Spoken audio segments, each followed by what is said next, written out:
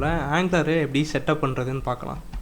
First உங்களோட ப்ரௌசரை open பண்ணிவிட்டு Node.jsன்னு type பண்ணிங்கன்னா ஃபஸ்ட்டு ஒரு வெப்சைட் வரும். அந்த வெப்சைட் ஓப்பன் பண்ணிங்கன்னா இதில் டவுன்லோட் Node.jsன்னு ஒரு பட்டன் இருக்கும். ஸோ இதை கிளிக் பண்ணாலே உங்களுக்கு Node.js டவுன்லோட் ஆகிரும். இப்போ எனக்கு இங்கே என்னோட Node.js டவுன்லோட் ஆயிடுச்சு. இப்போ இந்த ஃபைலை ஓப்பன் பண்ணி நான் இதை டபுள் கிளிக் பண்ணாலே போதும். யூஸ்வலாக நம்ம ஒரு அப்ளிகேஷன் இன்ஸ்டால் பண்ணுற மாதிரி நெக்ஸ்ட்டாக கிளிக் பண்ணி நாம் இந்த அப்ளிகேஷனை இன்ஸ்டால் பண்ணிக்கலாம்.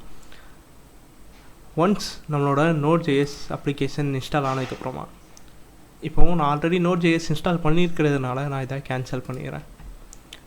ஒன்ஸ் Node.js இன்ஸ்டால் பண்ணதுக்கப்புறமா அது ப்ராப்பராக இன்ஸ்டால் ஆகிருக்கா இல்லையா அப்படிங்கிறத கண்டுபிடிக்கிறதுக்கு உங்களோட பவர் ஷெல் ஓப்பன் பண்ணிவிட்டு node -version அப்படிங்கிற கமாண்ட் கொடுத்தீங்கன்னா இங்கே Node.jsோட வெர்ஷன் காமிக்கணும். அப்படி காமிச்சதுன்னா உங்களோட மிஷினில் Node.js கரெக்டாக செட்டப் ஆயிடுச்சு அப்படிங்கிறத நம்ம புரிஞ்சுக்கலாம். தென் நெக்ஸ்ட்டு நம்ம பண்ண வேண்டியது VS Code அப்படிங்கிற எடிட்டரை நீங்கள் கூகுளில் போய்ட்டு VS Code டைப் பண்ணாலே அதோட வெப்சைட் வரும். இங்கே போய்ட்டு நீங்கள் அந்த எடிட்டரை டவுன்லோட் பண்ணிக்கலாம். அண்ட் அதுக்கப்புறமா நமக்கு தேவையான ஒரு முக்கியமான டூல் என்ன அப்படின்னா Angular CLI. Angular.dev அப்படிங்கிற இந்த வெப்சைட்டை ஓப்பன் பண்ணிவிட்டு இதில் டாக்குமெண்ட் அப்படிங்கிற இந்த சாப்டரை ஓப்பன் பண்ணிங்கன்னா இன்ஸ்டாலேஷன் அப்படின்ட்டு ஒரு சாப்டர் இருக்கும். இதில் இருக்கக்கூடிய இந்த ஃபஸ்ட்டு கமாண்ட் இதை காப்பி பண்ணி உங்களோட பவர் ஷெல்லில் போட்டிங்கன்னா உங்களோட மிஷினில் Angular CLI செட்டப் ஆயிரும்.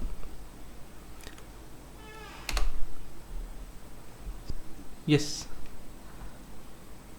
Angular CLI இன்ஸ்டால் ஆகிடும். இப்போது என்னோடய மிஷினில் Angular இன்ஸ்டால் ஆகிட்டா இல்லையா அப்படிங்கிறத நான் செக் பண்ணுறதுக்கு என்னோடய கமாண்ட் ப்ராம்ப்டை ஓப்பன் பண்ணிவிட்டு அதில் ng-version அப்படின்னு டைப் பண்ணேன்னா எனக்கு ஆங்குலரோட வெர்ஷன் வந்து இங்கே டிஸ்பிளே ஆகும். இந்த வெர்ஷன் டிஸ்பிளே ஆயிடுச்சுன்னு சொன்னால் உங்களுக்கு Angular ப்ராப்பராக செட்டப் ஆகிடலாம். உங்களோட மிஷினில் Angular கரெக்டாக செட்டப் பண்ணிட்டீங்க. இப்போது நம்ம நெக்ஸ்ட்டு ஒரு ப்ராஜெக்ட் எப்படி க்ரியேட் பண்ணலாங்கிறத நெக்ஸ்ட் வீடியோவில் பார்க்கலாம்.